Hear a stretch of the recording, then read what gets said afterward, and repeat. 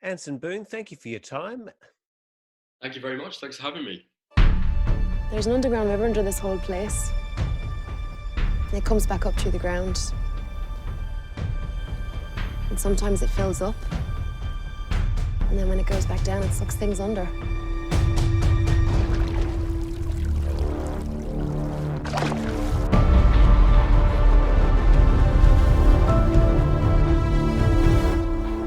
God, you must have been cold.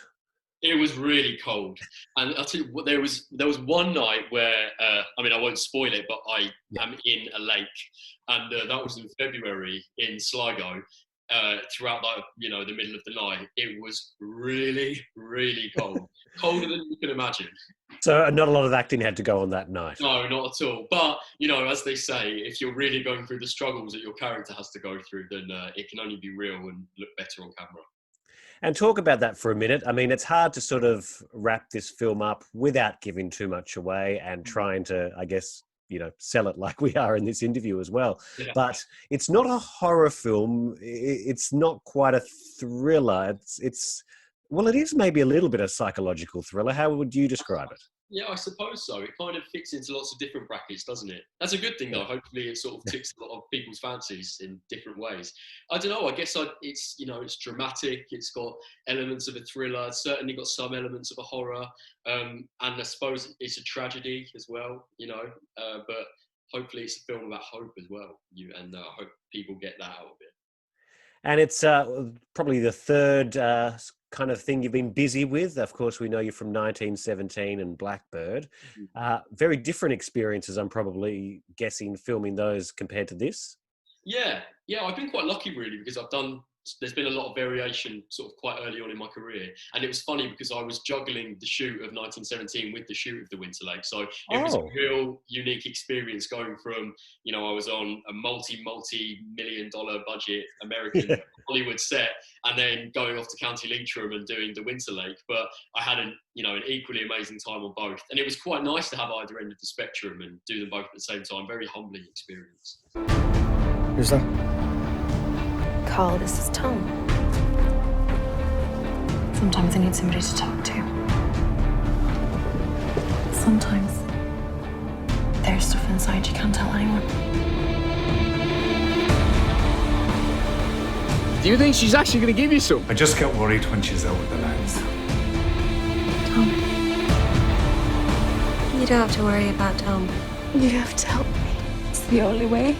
You don't say a lot in this film, which I kind of think is probably a challenge for a young actor like yourself.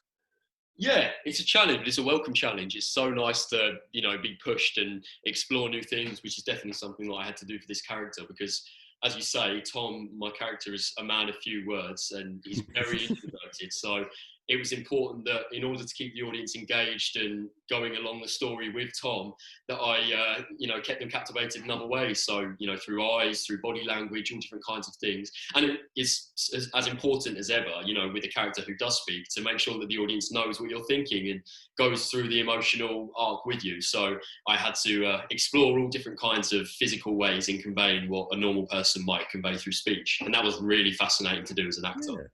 Yeah. Very Irish as well. Do you have any one that you sort of took on board to sort of find yourself in this role? Because it is intrinsically Irish to be a man who doesn't say a lot of words.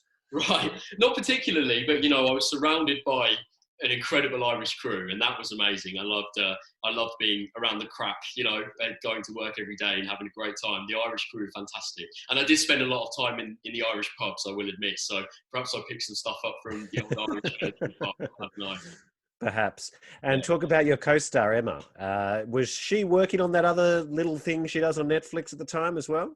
I've not heard of it. What's that? No, she was. Do you know what? I remember Emma's first audition. We were in a tiny little office in Vauxhall in London, and on my way from the tube station to the office, I walked past a massive billboard with Emma's face on it.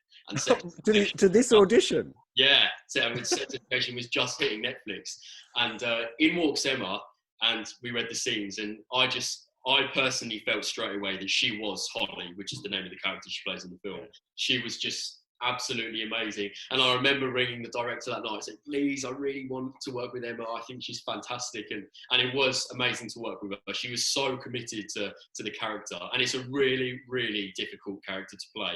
And I personally think she did it amazingly. And it was really nice to sort of go through that treacherous journey with her.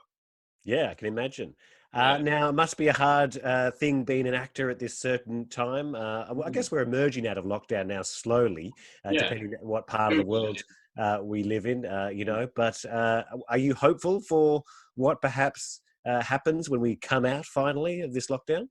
Yeah, I'm lucky enough that I was in a job anyway. So, you know, unlike a lot of actors who perhaps don't know when their next job's coming, I know that I'm going back to something, so that's good. But I don't know, yeah, it does feel like we're returning to some sort of normality, but we're pretty much like every other industry, and there's so much uncertainty at the moment.